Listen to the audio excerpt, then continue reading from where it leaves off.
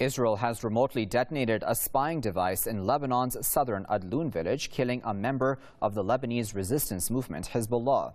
Hussein Ali Haidar was dismantling the device planted on the Hezbollah telecommunications network when it exploded. The Lebanese army says Israel detonated the device from an aircraft flying overhead. The Israeli military declined to comment on the incident. Lebanon has discovered and dismantled several Israeli spy systems planted inside the country in recent years. And to discuss that further, we're now joined with Mr. Alberto Garcia Watson, who is a political analyst who's joining us live now from the Lebanese capital. Mr. Watson, how do you feel about the continuing spying on Lebanon by Israel? You know, this is not, of course, the first time that such a spying device has been found, though I would believe this is the first time that a member of Hezbollah has been killed. No, that's correct. This is a continuous intruding violation of the space, of the territorial space of this country of Lebanon. This has been planted several times, and has been condemnation from Lebanese and United Nations officials over the years. These violations are happening continuously. I had an interview with General Powell Osera, which is the commander of the UNIFIL forces in southern Lebanon, and he had to obviously report and inform me of this continuous operations of Israel in the airspace, intruding, even kidnapping Lebanese nationals.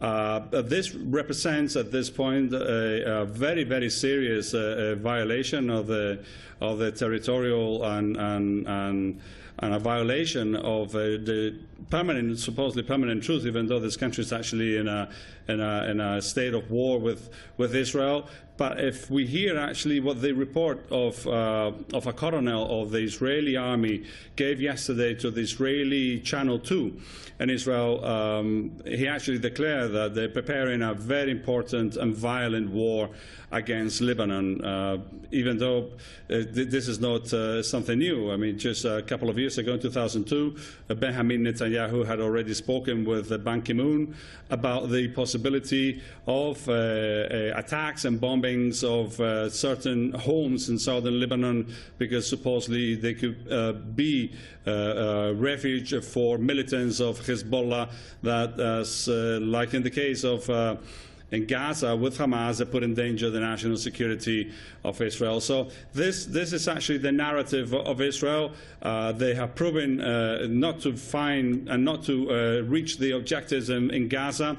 They could not disarm the resistance. They could not finish with the tunnels. They could not make surrender Hamas. And then now they're going to try exactly the same, with exactly the same narrative and the same words with the resistance and Hezbollah. That has happened already twice, in 2000 and 2006, to kick the forces of Israel out of Lebanese territory. Mr. Watson, we just have under a minute left. I'm wondering, aren't we seeing a double standard then on the part of the United Nations and how it reacts to such incidents, or even the international community? Because if we thought about the reverse situation, certainly I would imagine the story would be quite different. Well, definitely, if what happened actually a few years ago in 2006, then an Israeli soldier got kidnapped, and that actually justified the 2006 war in Lebanon. Yeah, we can see the double standards. If 3 Israeli settlers are kidnapped, you see how Israel moves and bombs and detains and kills Palestinians. Exactly is the same way that they operate here in Lebanon. So definitely, if we will see that the Lebanese resistance would attack or like in the past, take a prisoner of the Israeli army, we will see how immediately the United Nations were commit in a Security Emergency Council, and we will see resolutions against, not just against the Lebanese resistance, but even against the Lebanese government. However, as I said before, this is a continuous agonic, slow war that Israel has on Lebanon. It's already since 1948, since the creation of the State of Israel, that this country, Lebanon, has been submitted to continuous attacks and violation of their airspace, of the territorial space, of their waters. And this case of yesterday, the killing of this Lebanese Hezbollah fighter, is one more case in many. And last March, in the border with, between Lebanon and Syria and the Bekaa Valley, it was also a bombing of a post of Hezbollah, killing, well, it was supposedly nobody dead, but there were some injuries and a lot of destruction committed by Israel. Supposedly it was going to be brought to the United Nations.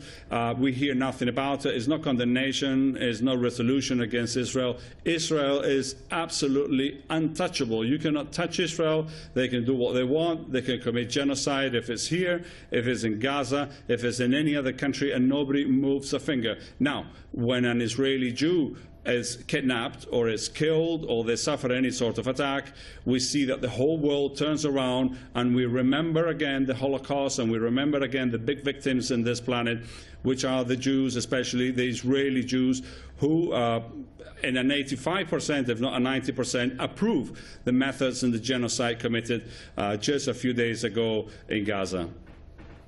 Okay, on that note, we'll leave it there for now, but of course we do appreciate your insight. That was Mr. Alberto Garcia Watson speaking to us live from Beirut.